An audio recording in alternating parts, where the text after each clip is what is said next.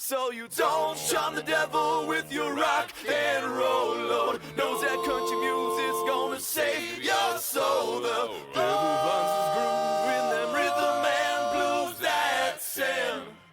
It's gonna get you sun in the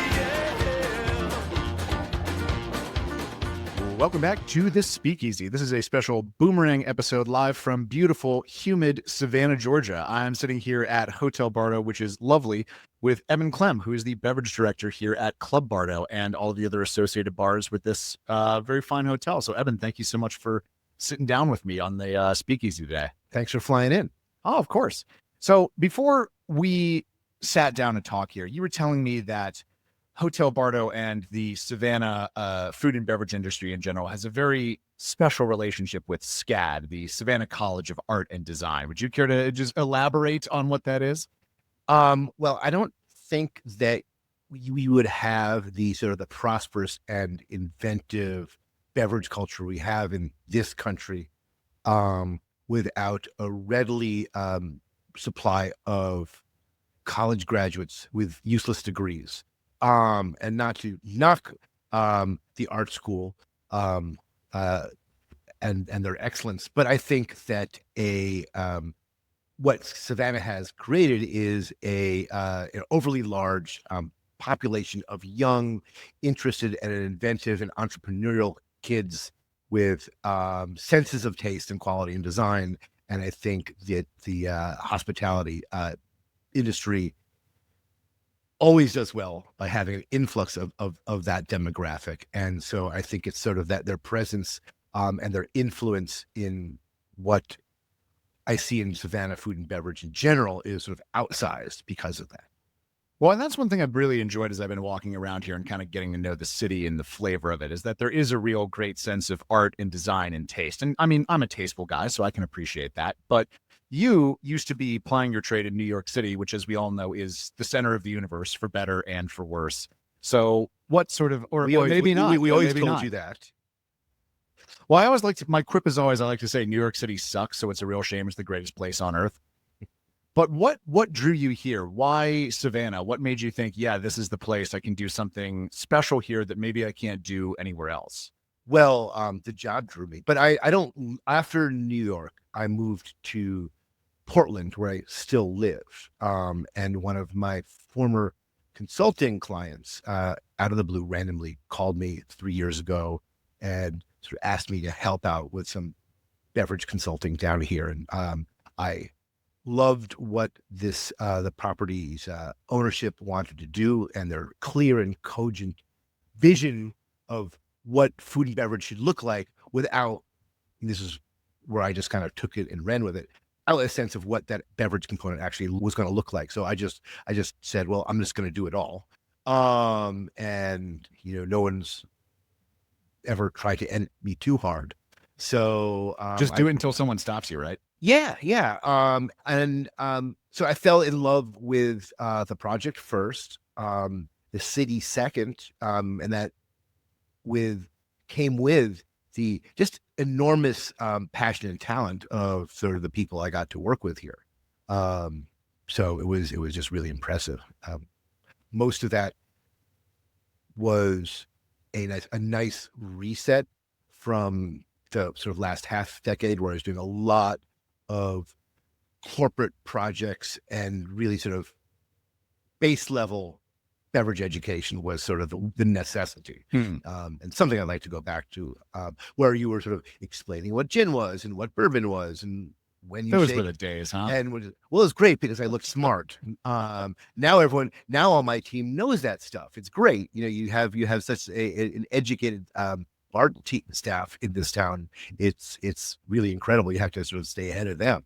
So how's that? Talk to me a little bit more about that. How's that look in practice? Because I'm thinking of an interaction that I had recently where I was doing an interview, and it was two people, and one person was explaining to me some aspect of their bar service.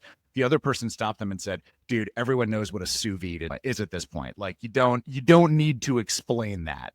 So if that is this point that we're at, sort of what is, I'm trying to find a way to be like, what is your job without being mean, but just kind of like, what are you, imparting to the staff? Like if there's this elevated level of knowledge, sort of what's the next frontier that you're exploring with them?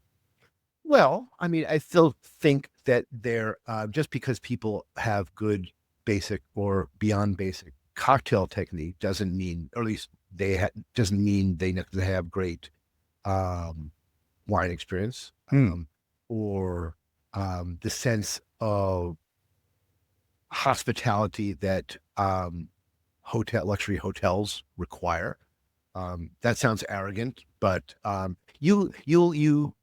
everyone sort of comes in here understanding that hotels have sort of mandates and constraints. But when you come from different places, somebody's coming from a great restaurant, somebody's coming from another hotel, somebody's coming from a country club, somebody's coming from a cocktail bar, and you have to kind of see how that gels. Interesting. Right. And one of the other things is that great bartending doesn't necessarily always sort of translate to sort of drink invention. And I think that's fine. And I'm going to get in trouble from half the team by saying, well, you never let it taste in our drinks. But and I try and everyone has a chance to be on menus. That's not the thing, but sometimes that's sort of more of the process than sort of an instant thing. I would love to open up a place where it's like, hey, everyone gets one drink on the menu, and I'm not there yet, and that's not to be mean, but that's not how I think a sort of a brand-driven product should work. Well, and for the record, I don't think that sounds arrogant at all. Yeah. Like, I don't think saying it's a hotel, people expect a certain level of standard from it sounds pretentious at all. This is Applebee's, people expect a certain level of product, does sound pretentious. Right. But what you're building here is obviously, and I think that, your guests come in here and they expect that they're going to get a very high class experience. And like you said, you're fusing all of these different styles together. So many people come in from, you said, working country clubs, cocktail bars, all these different things. So what is your sort of melting pot strategy for getting everything to work on the same page? Well, I think the important thing, and this is something that's really not just important here, but how I sort of vision the growth of this concept. This is the first Hotel Bardo. We have 4 or 5 projects printed out and on the way, and many more sort of in the secret files that I can't talk about. But no one knows us.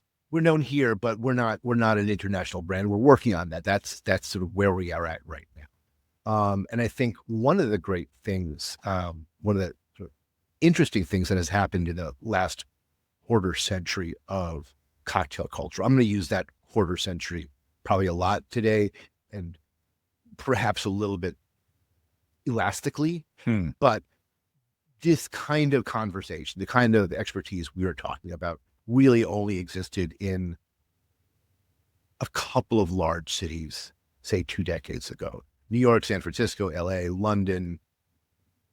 I could go on. And then you sort of were always sort of going out into secondary cities and sort of spreading the gospel. And that was sort of just before social media really took off. So the internet advertised a reputation, but didn't quite deliver what that looked like. But now, any town has a great cocktail culture.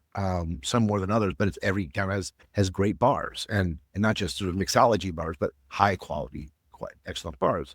And what that means is that a national or international brand going into a new city has to have a really vibrant and interesting array of beverage and food and beverage trading to attract staff. Or there's no reason for them to leave there. If you want to attract, then you have to say, well, if I work there, we were serving food and beverage and cocktails and wine that I'm really proud of. And so I think that that's the goal I have.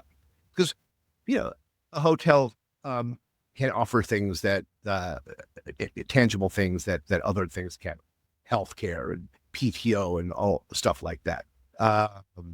But I think we now have, especially in towns like this, a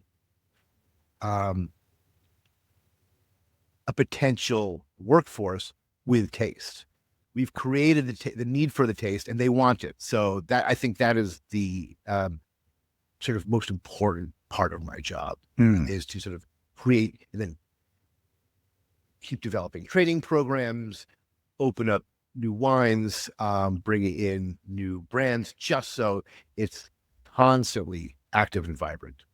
So how have you personally had to change for doing this? Like you've definitely had to kind of, we were talking earlier about sort of expanding your base of knowledge. What has changed for you about the way you approach this business, working in this space and developing this program?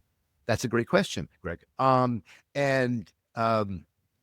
My answer, and it was kind of a sort of an epiphany moment about 10 years ago at a concept quite the opposite of a luxury hotel, which was I was doing consulting at an airport, and again, a great staff, so doing cocktail training, and I was given the manual, beautiful training manual. This is gin. This is a Cadenhead still. This is the difference between Belvedere and Champagne and Grey Goose, and this is how we make a Martinez. And I'm looking at this team, and I'm like, this is the worst manual this is ever written, even though it was beautiful. I mean, hundreds of thousands of dollars into its production and its writing. This is so dumb, because this is not. I think we all begin a little insecure in this business because as we rise, because there's not something that is sort of definitively makes us an expert, except kind of, timing and good fortune, and then hard work, but you take advantage of that as you will. But a lot of training is designed, and I think this is endemic throughout the hospitality industry, is that we're trying to train people to be us. Like that's what I used to do. I used to sort of write bartender manuals to make people Eben Klemms. As horrible as that is, that's what I was trying to do.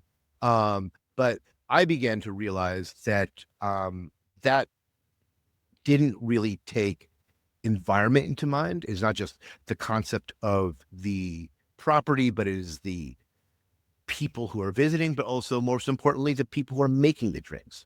And it is kind of, it's elitist and arrogant to ask somebody who, may be their first bartending job to understand what different gin is if they've never had a martini. I still write many manuals. That's sort of my job within the company. Not just in cocktails, but also I do the in-room dining and I do the food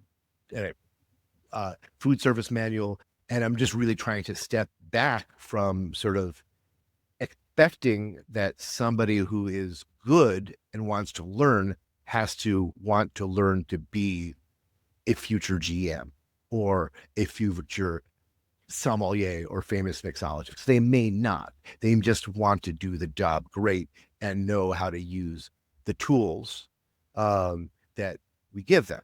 So that's sort of my constant challenge is to sort of constantly think, how do you make this stuff a little bit more malleable? So when somebody says, I want a Budweiser and we don't have Budweiser, don't freak out. This is what the guest is actually saying. That actually leads me to something else interesting because, we talked about training bartenders, and at a certain point, like when you're opening a spot like this and advertising, I don't know, Indeed or wherever, getting people to come in, right? The people who are answering those ads, I would imagine already have a decent passion base, maybe not necessarily knowledge base, but they're answering that ad because they want to learn. They want to be a part of this. They want to be a part of this culture. And I think one thing that we've also done over the course of kind of putting that knowledge out there into the world of the last couple of decades is we've educated the consumer as well. And imagine when people walk into a space like this and they see your very nice rose quartz bar here, they're expecting like, okay, the game here is going to be on. Right. How does that affect the way that you approach training your team, but also building your cocktails, building this program, creating an experience for them? That was a lot of questions at once, Greg. It was. I like to confuse my guests as much as possible. I'm utterly confused.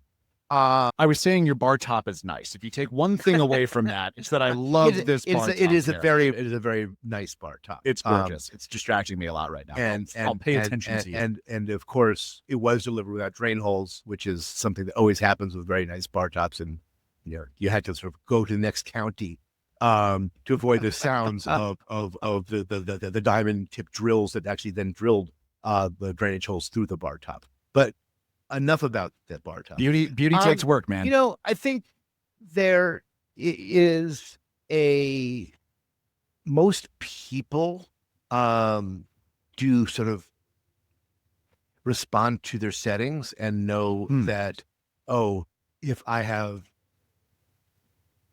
if my job is to make sure that there's 2 quarts of fresh juice squeezed every day and the property is supplying Cocktail Kingdom, I hope they're a sponsor. They should be a sponsor for me.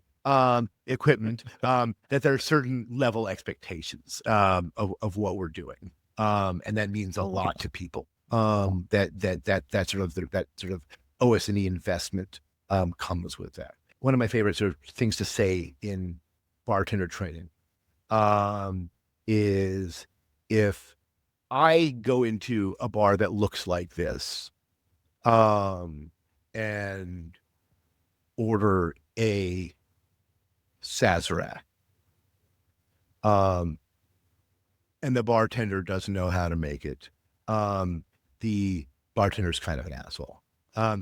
However, if I walk into this bar and I order a cheap light beer, I as a guest are kind of an asshole. Whereas if I walk into a dive bar and ask the same 2 sets of questions, then who's the asshole is completely reversed. And this is the importance of design, especially in bars over the last 20, 25 years, which is that there's been an enormous amount of investment in telling people how the guests should behave when they walk into a place. This is the origin, or the I think the great long lasting effect of the speakeasy culture, which we like to sort of mock even within our fields, but like that is not to, which is that the twee thing at least wanted to exact a certain modicum of etiquette from the guest. And the way we're going to do that is we're going to invest into a certain level of design and etiquette ourselves to elucidate that reaction. So one thing that I've sort of noticed about this over the last few years is that it used to be, I'm thinking of this meme that I saw in the 2010s where it was like walking into a bar and ordering used to be like, yeah, could I have a Manhattan, a martini, and a Negroni? And now it's like, okay, let me get a naval surgeon, a vacation lane, and I got this in Mexico. By the way, these pretentious names are all names of drinks that I personally came up with. So I am not immune from this either. Right.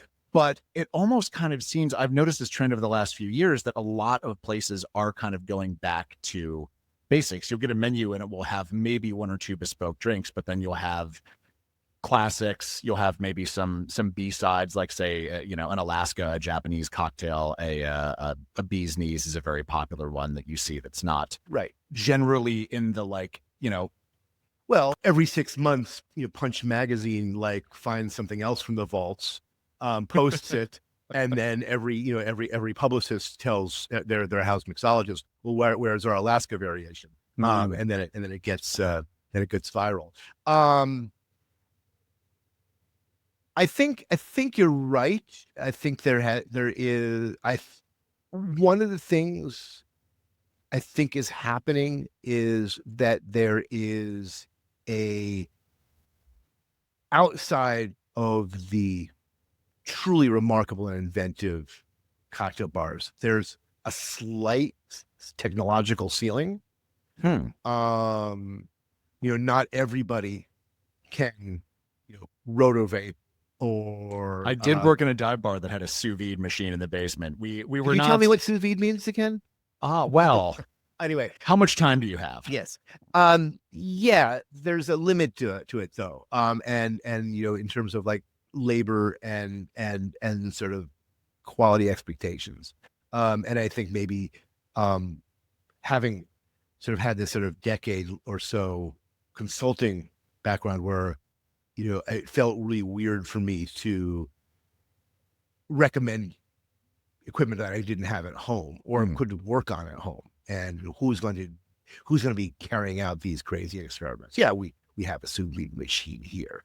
But beyond that, there's sort of a limit to how crazy and technical you can get within sort of the budgets of a modern bar. Like who is actually doing that? How many prep cooks or how many barbacks can you actually, budget for keeping, every clarification and atomization and spherification in effect, right? So, I mean, not one of these things has not led to sort of great and more delicious drinks. I'm not saying that, nothing ever improved past the white Negroni. No, I think all of these things are amazing. You have to give, and I'm surprised at the proportion of specialty cocktails we sell here in our 4 bars. Now, that's obviously because they're good, because I came up with them, but there's never any sense of like, oh, this is weird or this is something we don't want, and everyone drinks them now. It's not like young people or a cool crowd. So it's like I have 7-year-old dudes drinking the Di Sangro or the Aldini. I don't know what it is. I like to use a cocktail I have on our lobby bar menu, the Green Room, as an example. A drink that I call and have called the Savage Detectives. And it is mezcal, apricot liqueur, an Americano. I've put that drink on menus for over 15 years, and it's always been a dog. And I don't like to recycle my drinks, but I've always felt that this is good, and it has never it's never gotten its moment in the spotlight. It bothers me so much when that happens. Right. When there's ones where it's just like, no, but you don't see. You It's don't so see. good. And now it's one of our best-selling cocktails. See, you were right. You were right the whole time. But I always tell people who want to invent drinks, there's no such thing as a bad drink. There's only a bad drinks in context. That's not true. There are some really fucking foul drinks. But is it right there because the public palate has evolved to accept stirred mezcal cocktails? Is it there because that's the right combination bar team to get excited and sell it? Is it the name is right there when it wasn't right at a very, very cool, hard to get into Mexican concept in Tribeca 10 years ago? I don't know why, right? But it has hit.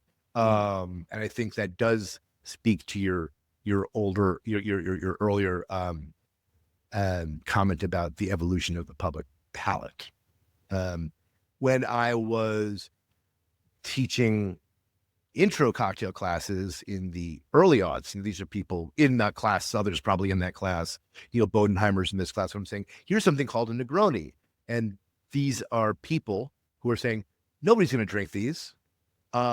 This Was Souther Teague one of these people? Yes. You can really? Yes, well, you heard it here first, folks. yeah, and they were not talking about their own palates, but they're saying we work in this Upper East Side seafood tavern, and this is not what our guests want. And now it was an unknown drink, and you impressed guests who asked for it. They were embarrassed to ask for it in New York in 2003. We're hopeful that you'd get it right. Tip heavily if you did. You got to make it. Like there's not anywhere. The Negroni is sort of the mean cocktail for the evolution of the modern palate, in a way that perhaps the drink, which is great, cannot bear all on its own. But interesting. Okay, so we did a drive-by on this little fact, and I feel like we have to like dwell here for a little bit. So you and Souther, some listeners of this podcast might recognize the name, used to work together. And in fact, you were kind of a teacher for him in one capacity. So talk to us a little bit about that. Oh gosh, he was most at that time period. He was mostly a waiter for this bar, not a bartender. He was a day bartender. But I think I'd like to say that he kind of got the idea that there was more to beverage than just sort of working in a restaurant from myself. And he's like, oh, because he was sort of, I could see him coming to the other restaurants and sort of on his days off and sort of studying ideas. As now, a very open and affable guy. Oh, yeah. We didn't talk much about where he wanted to go, what he intended to do, but I could you could see the gears working, if you will. Yeah, that is so funny, man. Because I met that dude probably like 10 years ago. And like that, at that point I was like, oh, this is Souther Teak. He's so established. It's just so funny to think of him as like a young buck, Yes. Yeah. Miss you, buddy. I know you watch these after the fact, so cheers. Yeah, you better.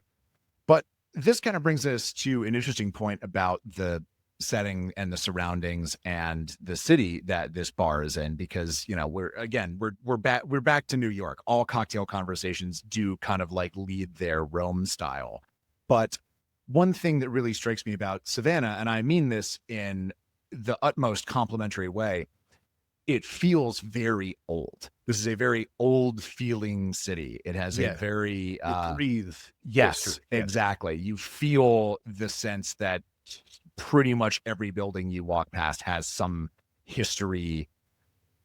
It's haunted by some interesting ghosts. Something is going on here. So when you're talking about building this program out for here, how do you reflect that? What's the sort of give and take relationship between what you're doing here at this bar and that vibe coming off of the city? Well, that's a interesting question for this, because simultaneously Hotel Bardo is here and elsewhere, right? This is a departure from what Savannah is to we are trying to sort of quote Italian sort of Mediterranean resort. But the idea that it was an Italian Mediterranean resort was sort of based on the sort of the coastal location of Savannah, as opposed to Italy as well. So there was sort of already a top-down sort of riff on what Savannah was. And then you've seen this building. This building is built in 1888. Even the property itself sort of sweats history. Oh yeah. Couple of approaches to that, because I felt that the restaurant St. Bibiana was Italian and shouldn't lean very heavily into sort of the city that much. And that should be kind of a true departure. But in that, sort of the drinks down there, with the exception of a couple of standard classics, are sort of that Italian tiki movement that the kids talk about so much these days. And then up here in this space, which is sort of more grand and historical, I wanted to do a lot of sort of mint juleps and punches and things like that. And so I wanted to sort of play with that. I think one of the things that I think very deeply about in cocktails now is not and it may be a game that never leaves my head, but it makes sense to me, is I don't write cocktail recipes. I write cocktail menus. That there is a storytelling aspect to everything on the list. There's a narrative in my head. And I'm not just saying, oh, one gin drink, one shaken drink, one tiki drink. There's an actual sort of a short story that I'm thinking about, which I then never tell anybody about because they'll probably think I'm a fool or a pretentious bastard, which is equally likely.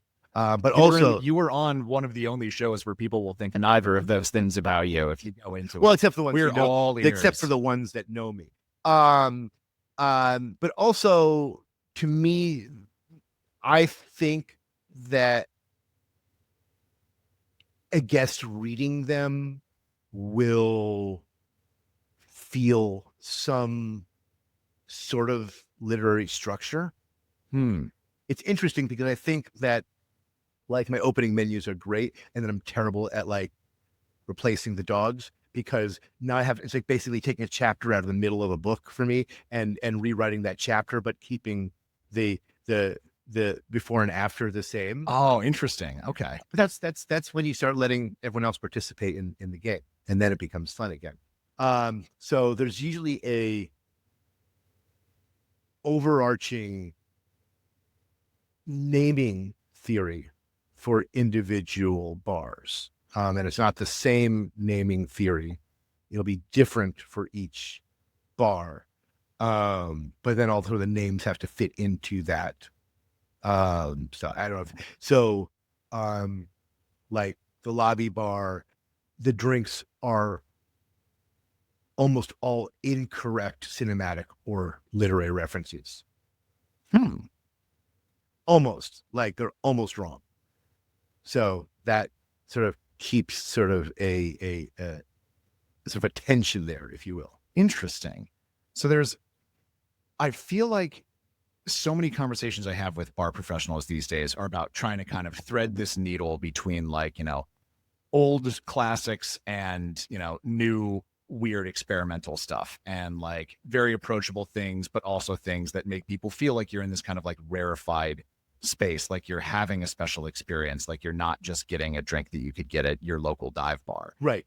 And it sounds like this is almost kind of a way for you to thread that needle because you've found a way to know the secret of how it works. You've put it together yourself. And so you kind of know all of the ins and outs. And it feels, first of all, am I wrong? And second of all, if I'm right, which, I am usually, right. How do you feel like that translates to the guest experience? Okay. Well, first of all, I'm going to throw it up in my company to the branding team and the design team, whose sort of vision of this space, and it was so precise that I had the menus written like a year before. And I do have the advantage, I guess, also in this context of writing the wine lists for every space as well, because I do feel it's so, and everyone knows this now, I think, or I hope, or should know this, that sort of these are not,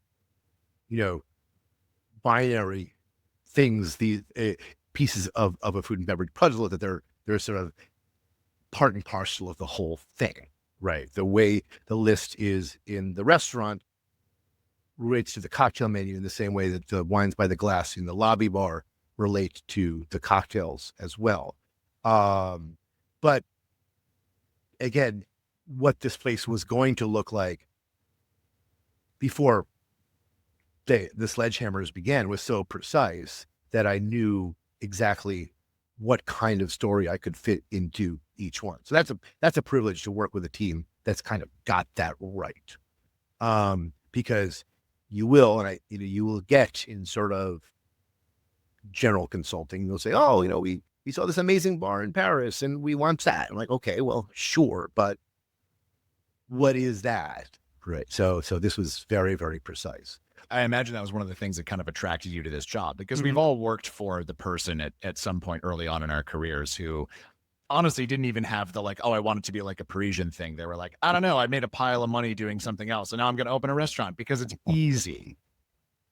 I wish I had more of those people, actually, but those all the people I worked for had slightly more vision and slightly less money. But So you're saying the grass is definitely greener on that other it's side. always yes, right. The martinis are always colder, or something. This is a very, very given that it's raining outside. This is a wet town.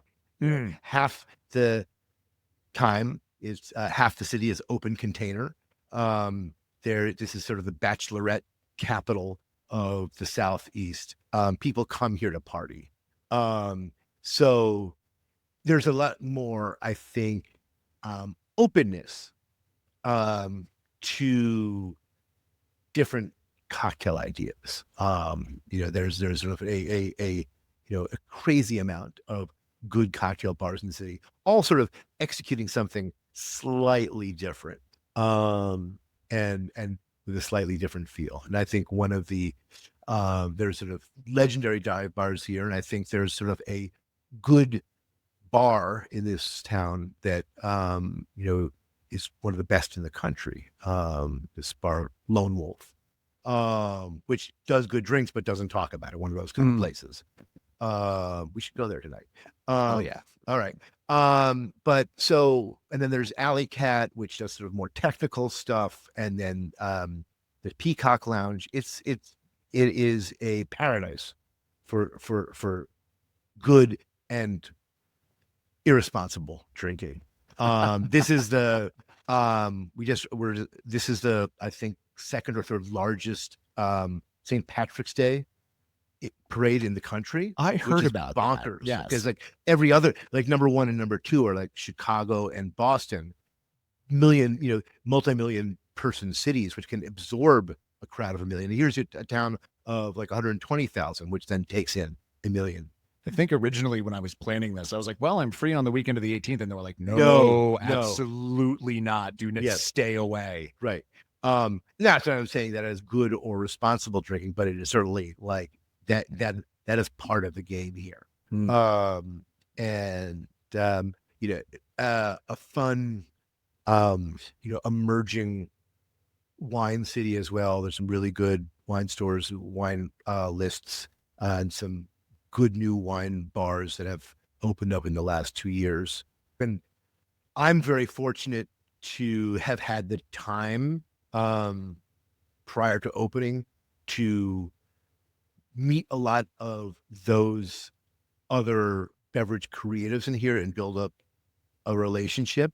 And so sometimes we sort of collaborate and communicate in ways that I think, because there's sort of like a little bit of from a wine buyer's perspective, there's a little bit of a chip on our shoulder because Atlanta gets all the good stuff. Then the Sea Island and all the big resorts off the coast get like the next pick, and then sort of, Savannah gets to scraps. So we're trying kind of as a collective to sort of get more attention for ourselves. So, well, I think that's also, we're kind of entering a period where people are recognizing that, like, for lack of a better word, like second market cities are charming and nice. Like, we had that thing where in 2020, I think so many people were like, okay, what's the one city that's close to here that's like one grade of expensiveness down from where I currently live? I'm moving to that. Yes. So, I moved to Portland just as people were sort of selling their houses in San Francisco to move to Portland or to Boise, right? Or they priced out, or the people in Portland sold their houses to the San Franciscans, and then they themselves moved to Boise or Bend, right? Exactly. Yeah. So many people I know in Washington, D.C. moved to Richmond. Like, oh yeah, exactly. Yeah. Which is a beautiful place. I had something snarky about Boise, Idaho there. But I'm sure remember what it was. It'll come back to you, I'm sure. Yes. I have a friend who was in software marketing prior to COVID, and ended up sort of crashing in his place in his friend's house in Catskills, and He's a very, very good cook. That's kind of why we corresponded a lot. And then sort of a year in, he said to me, I'm going to open up a gourmet cheese store up here. And like, you're an idiot. This is a town I grew up in upstate New York. There's no stoplights in this town. He's killing it, isn't he? He's killing it. He's killing it. And because all of the other people who moved up there, don't want to go to, they'd rather sort of, who used to stock up at Dean and DeLuca's on their way to their weekend house, now go, okay, I don't have to pack. I can beat the drive out of the city, or I'm telecommuting out of the city anyway. So he's, they're getting the mortadella up there instead of. Yeah, I don't have to drive for 5 hours in a car full of unrefrigerated brie. I can just get it while I'm there on the other side. Exactly. Yes, exactly. So I think there's a lot of that, right? You still need a large enough city for the critical mass of a good bar, I think, a good cocktail bar. Because you can't do that every night in a rural environment. Couple of reasons. My first bartending job was in a very small town in upstate New York. And yeah, it just, there just wasn't enough people, and you can't drink and drive in the, country roads. Yeah. And so people did, and it was bad. So that sort of has gone away. And I think this is where these are the sort of the current sort of ceiling of cocktail inventiveness. I say that's technological. You say it's sort of kind of a more of a return to classics, sort of kicks us in that you kind of maybe have to be a little bit more populist in a secondary city. It almost sounds nice, though. That almost sounds like it's a bit of I don't know, maybe a relief, or just a sense to really kind of, go back and make sure that your game is tight for your classics that you're making. Yeah, there was sort of a feeling in, say, the aughts that we were sort of kind of chasing ingredients. Like, oh, rhubarb, is that something we can do? And then everyone would do a rhubarb cocktail, or there would be a big roundup of rhubarb cocktails, or the next puree or something Rooibos. like that. I remember when Rooibos crashed into the market like the meteor that killed the dinosaurs, and suddenly it was on every goddamn menu out of nowhere. Exactly. Right. And grains of paradise or finger lime. And to be sure, there's certainly a lot of that still. But not every bar, especially sort of a small, cocktail bar, is going to be able to stock, grenadilla and acai or whatever. That was a bad one, but whatever.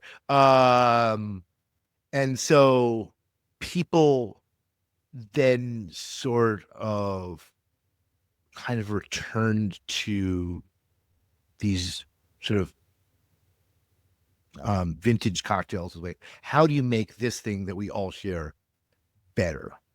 Or how can we interrogate that? And that becomes a much easier thing to sort of travel around with, right? I think that something like, a Negroni week or whatever is sort of an investigation of like, Sure. let's investigate this one thing and see how good we can make it. So that becomes very, very, very travelable, I think. Well, speaking of ideas that travel, if there's a jump cut after this, you'll know that he wasn't able to tell us about what's coming next. But I'm very curious because you've mentioned that this is the first stop, but not the last stop for you and Hotel Bardo. So can you give us a little preview of what you're going to be working on after this? Okay, so Left Lane Development is working on another hotel here in Savannah. We have deep roots here, so it's sort of great to get our second brand right here as well. And that's going to be a lifestyle brand called Recess. And that's in downtown Savannah. So that will be fun. One, because that will feature a French brasserie, because I'm tired of Italian wines. I'm ready to get sick of French wines. Exactly. And then we're working on properties in Phoenix and Providence and Pittsburgh, some spectacular buildings. And at this point, I think that the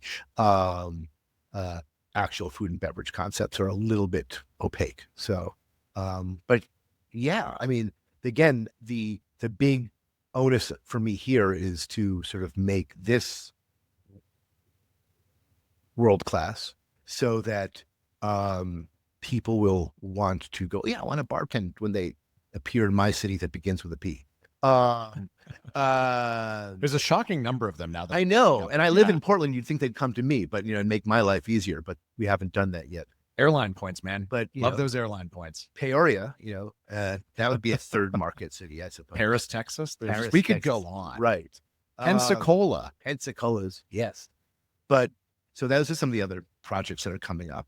And it's going to be exciting to have standards that cover all of them, whether that works or not. It's hard to do that even in one. Everybody says, oh, we have to have, you walk into a Hotel X anywhere in the world and that martini should be exactly the same. And theoretically, that sounds great. But, will they have this? How many of them have the same glassware? Or, unless you start at the very, very beginning, you can't enforce that. How many of them the same glassware within the property? Because what are you going to do? When you have, is a martini at the pool bar, which has to come in acrylic? Like what transitions do you have to make that martini the same? I don't know. So sometimes I think consistency of product is overrated. But consistency of service doesn't have to be. And that doesn't mean that everyone is sort of a very formal sort of server robot. That means that their affability, and their sense of hospitality is universal. And I think that's what you can do. And that, that overcomes a lot of like Manhattan variations. This actually wades into a debate that I think has kind of been raging in the bar community, I think, off the record and off the pages of things like the New York Times. But the sort of, the one of the elephants in the room in the last few years is, are there too many death and companies on Earth? And I don't want to wade into that now, but I do think that what you're saying is important, is that it's not so much about replicating the exact cocktail menu and plunking it down somewhere else, because it's not going to land the same in Phoenix as it does in Portland, Maine. There we go. We got another one. I was trying to think of a very cold place and we got there. Yes. Yeah. But it's replicating a feeling. I hate to put it in something as unprovable as this because it's so ethereal, but like a vibe, A vibe is a good word. Vibe is sort of as a word, vibe appeared 2016, 2015. It's had a long run. Vibe. It has, and I feel like I'm starting to turn on the word vibes, right? Because it was what did it for me? It was the vibe session when people were talking about like, wow, the economy is doing so great, but like the vibes are off, and just blaming it on like, wow, so many people is like, Mercury must be in retrograde instead of the fact that no one can afford fucking food. But right. That's a whole other podcast. Right. When the New York Times starts using vibe as an explanation, for why something isn't getting funding. Right. Yeah, exactly. It's just like, I don't know, the vibes are just off. That's why everyone's pissed off, because, houses cost $5 million. Anyway. Look, this sort of internal history of good cocktails is constantly being written and rewritten by the people who are the participants in this history. We don't have an outside scribe, right? So I think we have always been simultaneously way too precise and way too loose. We more or less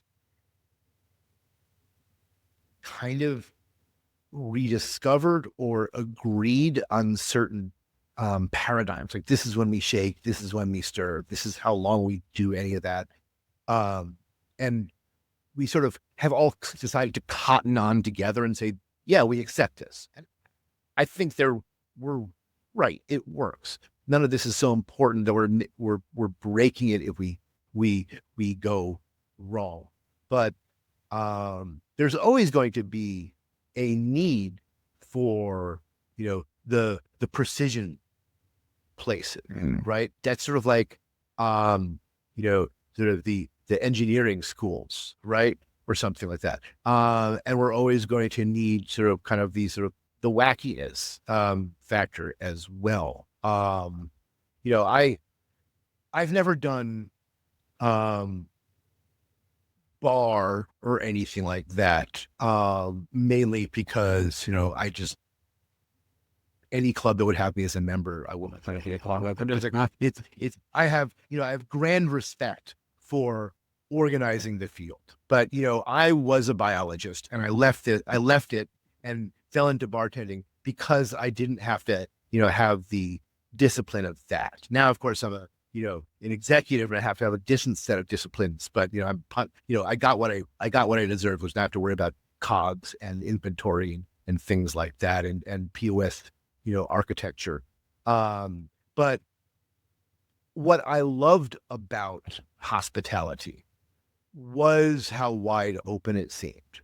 And what I loved about bartending was how infinite the horizons of invention appeared at the time. And it sort of felt like, wow, and I felt that was sort of this sort of heavy fervor of like, we can do anything we want.